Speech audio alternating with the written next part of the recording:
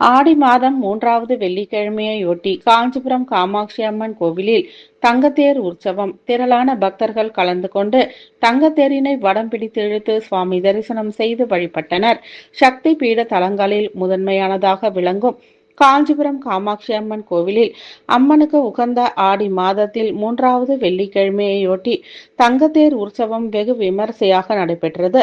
தங்கத்தேர் உற்சவத்தையொட்டி காஞ்சி காமாட்சி அம்மனுக்கு சிறப்பு அபிஷேக ஆராதனைகள் செய்து சிகப்பு நிற பட்டுடுத்தி திருவாபரணங்கள், மனோரஞ்சிதம்பூ, மல்லிகைப்பூ, சம்பங்கிப்பூ, தாமரைப்பூ மாலைகள் அணிந்து லட்சுமி சரஸ்வதி தேவிகளுடன் சிறப்பு அலங்காரத்தில் தங்கத்தேரில் எழுந்து பக்தர்களுக்கு அருள்பாலித்தார்.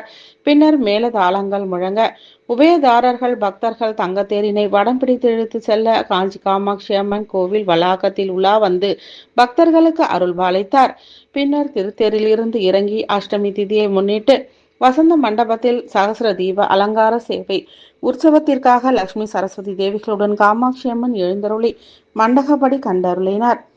ஆடி மாதம் 3வது வெள்ளிக்கிழமையொட்டி நடைபெற்ற தங்கத்தேர் உற்சவத்தில் உள்ளூர், வெளியூர், வெளி மாவட்டம், வெளி மாநிலம் என பல்வேறு பகுதியிலிருந்து வந்த திரளான பக்தர்கள் கலந்து கொண்டு ஓம் சக்தி பராசக்தி கோஷமிட்டு காஞ்சி காமாட்சி அம்மனை தரிசனம் செய்து வணங்கி வழிபட்டு சென்றனர்.